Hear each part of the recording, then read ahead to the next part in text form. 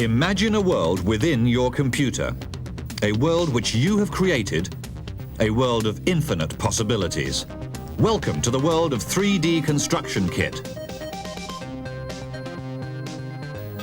Whether you want to devise devilish adventure games set on desert islands, or design the mansion you've always dreamed of, construct a futuristic car for your driveway, or even create a 10,000-seater football stadium and then charge down the pitch, 3D Construction Kit gives you all the tools you need to generate worlds where the only boundaries are your imaginations.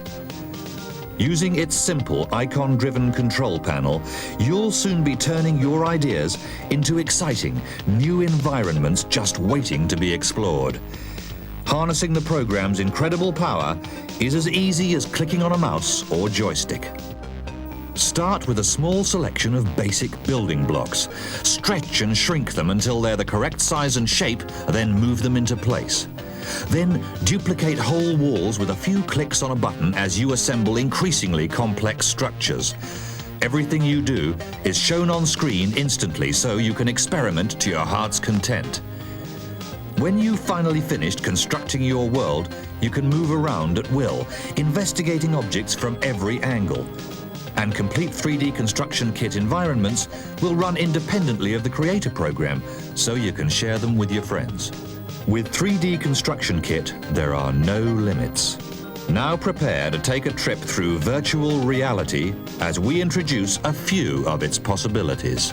Whether you just want to doodle in 3 dimensions or meticulously create alternative landscapes right down to the tiniest details, 3D Construction Kit gives you the power. Techniques which were only available to professional programmers are yours as Incentive Software unlocks the secrets of its incredible Freescape system. First seen in smash hit games such as Driller and Castle Master. Become the architect of buildings large and small. What does it look like to play at Wembley? Grab your kit and design your own stadium. You'll almost believe you can hear the roar of the crowd. For a more peaceful view of the planet, take a ride on your very own space shuttle. Or sculpt the streamlined contours of an award-winning racing car. With 3D Construction Kit, you're soon up and running. You'd like to invite friends round for a tour of your new house, but there's a problem. They live 3,000 miles away. Send them a 3D Construction Kit model for their computer, and they can step through the door and wander around. And you don't have to worry about them overstaying their welcome. With 3D Construction Kit, you can visualize anything from a room layout to an exhibition stand.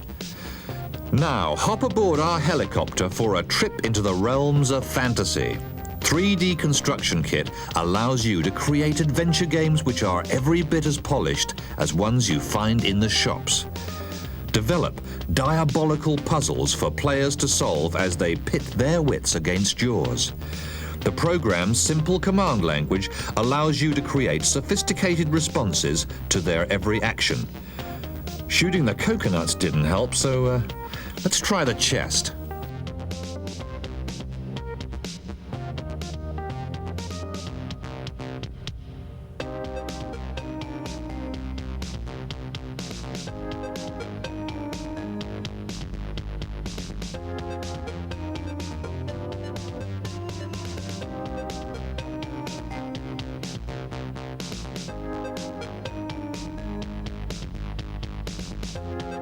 Now, what lies around that corner? The answer's up to you.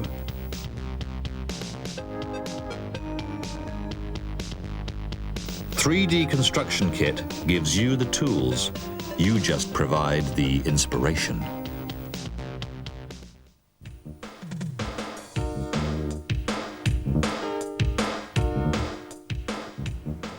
Hello, I'm Ian Andrew from Incentive Software. In this short video, we'll take you through some of the techniques involved in creating your own Freescape environment.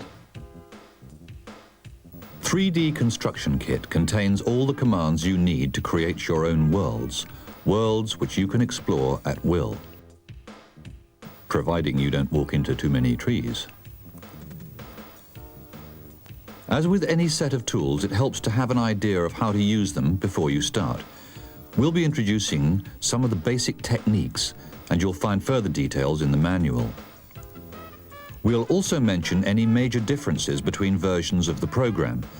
This is particularly relevant if you have an 8-bit machine such as a Sinclair Spectrum, Commodore 64 or Amstrad CPC.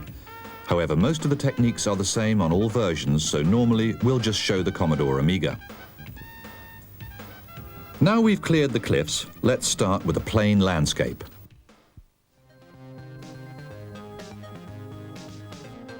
We communicate with the program using a cursor. On 8-bit versions, we use a joystick or the keyboard. For 16-bit machines, we control it with the mouse. At the top of the screen is a menu bar which contains all the major functions. To make a selection, just move the cursor over the menu until the correct command is highlighted, then press the joystick button or click with the mouse. The middle of the screen is the window onto our Freescape world. At the moment, there's just ground and sky. Directly below this is a status bar. Its figures tell us exactly where we are in our environment. Next come 2 sets of icons. Those on the left control our viewpoint and whether we walk or fly through our landscape. The ones on the right move us around the environment and change our eye level so that we can look up or down. At the bottom of the screen, the major commands are duplicated from the menu bar. If we want a full screen view of our world, we just click on the test button and the control panel vanishes completely. Well, that's not very interesting at the moment, so let's start creating. The basic building block is a cube, so let's see what we can do with it. To place a cube in the landscape, we click on the Create button at the bottom of the screen. This leads to another menu containing all the shapes which are available, our building blocks. Cube is at the top right-hand corner. When it first appears, the cube is hovering in mid-air, as we can see if we walk around it using the movement control buttons.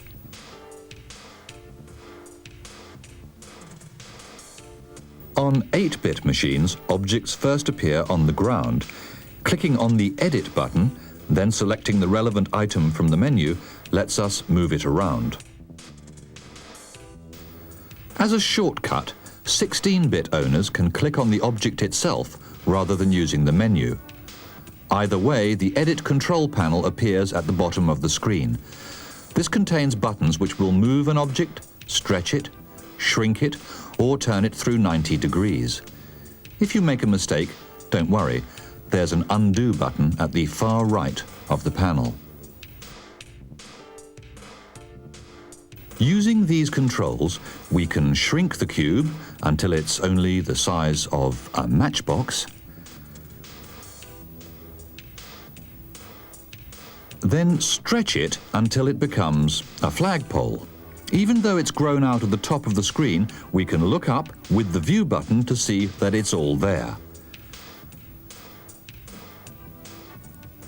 But for our simple building, we need a flat wall.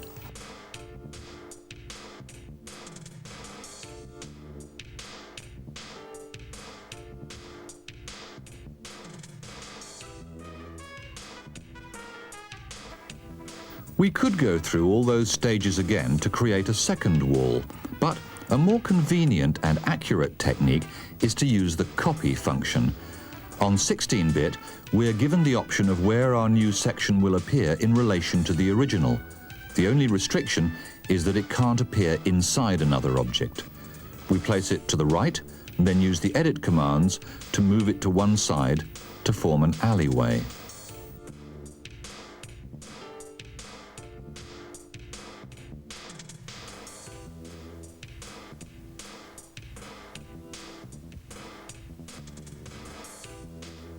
On 8-bit, selections have to be made from the menu, and the new object appears in a set position. But apart from that, the process is essentially the same.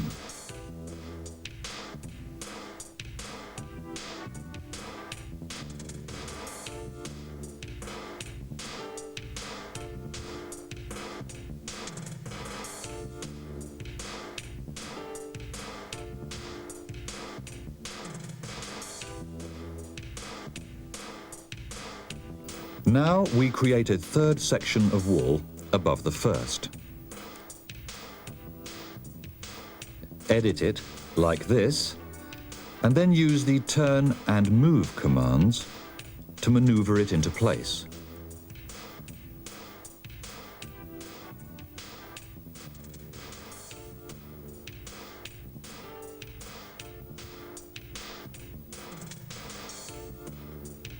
We stretch it until it covers the alleyway to form a tunnel.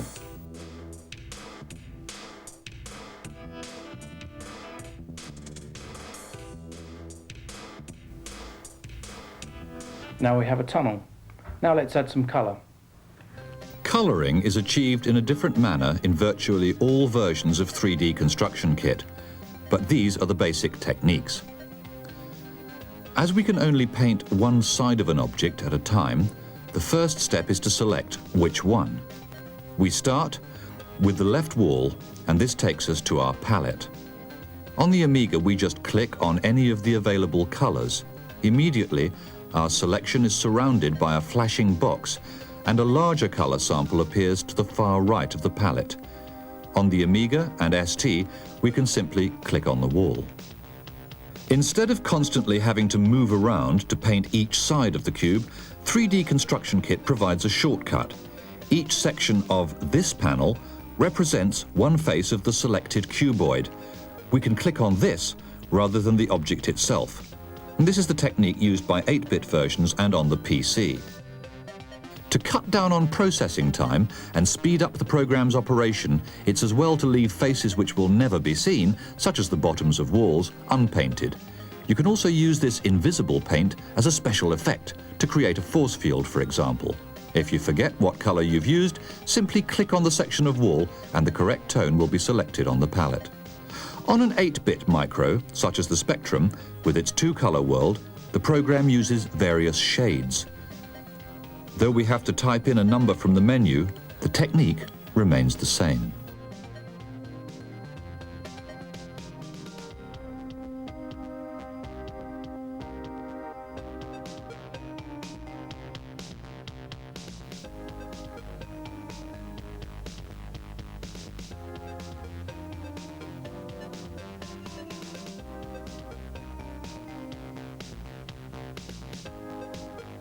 On 16-bit versions, there are two handy tools on the left of the control panel to help isolate individual elements of complex structures. The first surrounds the boundaries of the current cuboid with a flashing box. The other makes everything except the chosen section vanish. Now we'll add something with more detail. We'll create a small building at the end of the tunnel and add a door. Once again, we create a cube and lower this into position.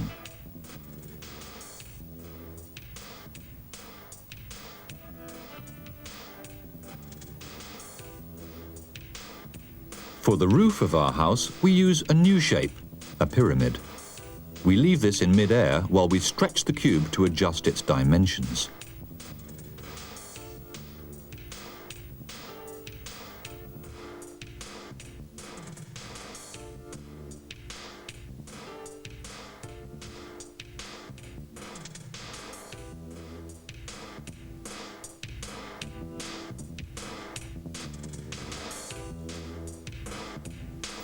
To simplify making the pyramid the same size as the cube, we change our viewpoint to look straight down at the top of it.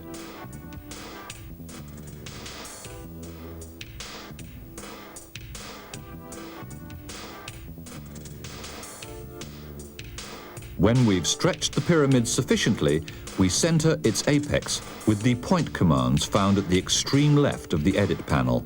We experiment until the roof is symmetrical.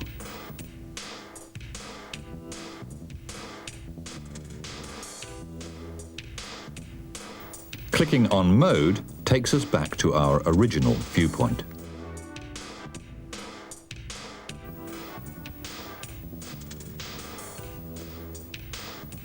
Now it's time to create yet another shape.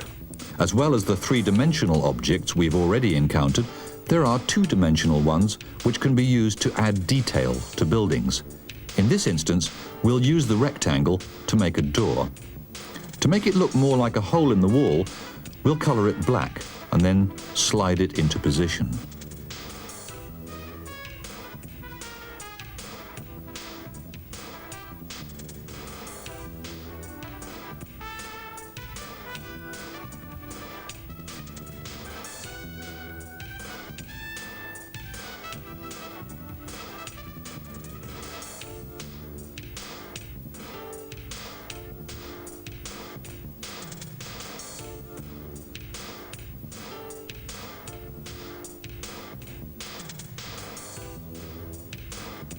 However, when we try to walk through it, we collide with the wall. At the moment, it's just a flat black shape on a solid cube. To allow us to define the inside of the house, we now need to create a new area. Selecting Create Area from the menu bar takes us back to an empty landscape, just like the one we started with. However, note that the status bar now tells us we're in Area 2. This time, instead of placing buildings in an open landscape, we want to enclose the area with 4 walls. On all versions except the PC, we can use the Global command, which contains commonly used objects. On a PC, we'd simply create each wall from scratch using cubes.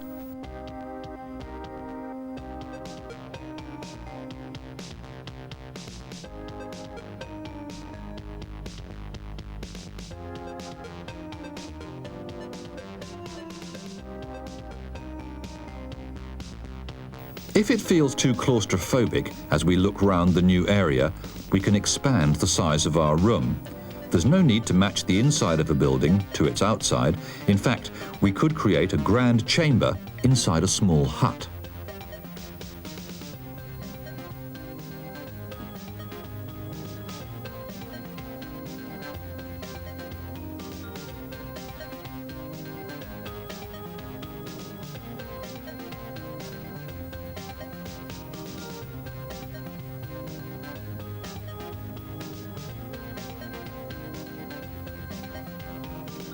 We now have 2 areas, but no way to move between them other than to use the Area command on the Toolkit's menu bar. So let's go outside again.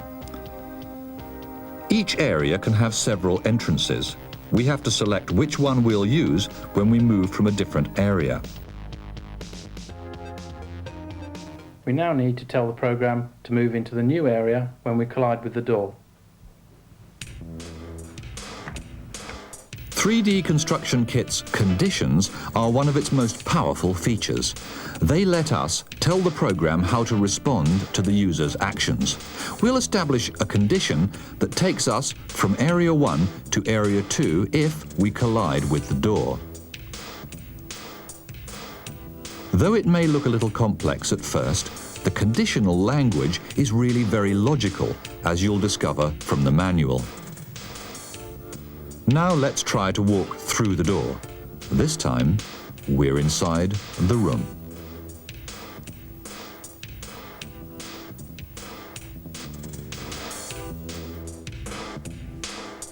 Freescape users can also interact with environments by shooting, so let's make the top of the tunnel vanish if we shoot it. On 8-bit machines, the conditional language looks a little different, but works in essentially the same fashion.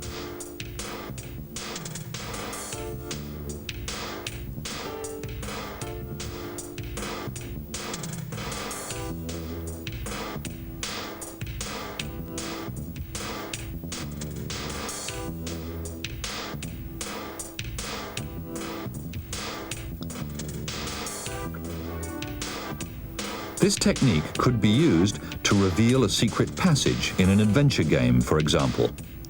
On 16-bit versions, we can also make features move using the animation command.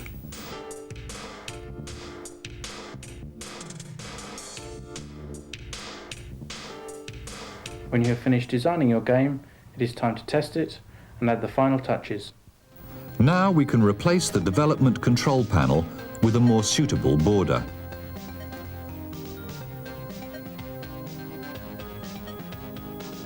We can use any of those provided or create our own with an art package.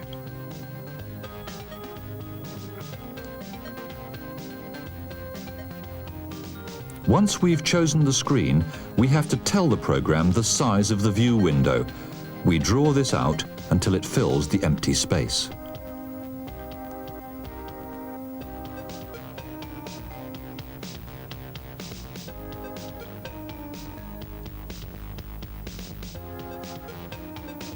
The final stage is to let the program know where the user's movement keys are.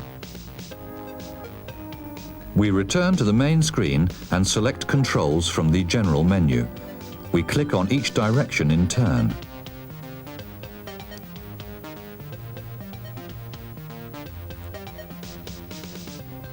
Returning to the border, we then draw a box around the right arrow.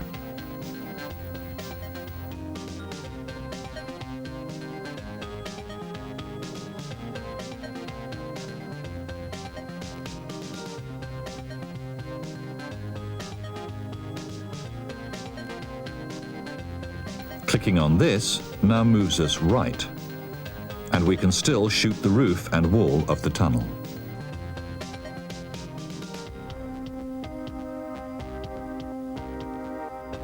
That's just a brief introduction to the 3D construction kit. For more details, read the manual, experiment with the kit game which we've included, but most of all, use your imagination and have fun.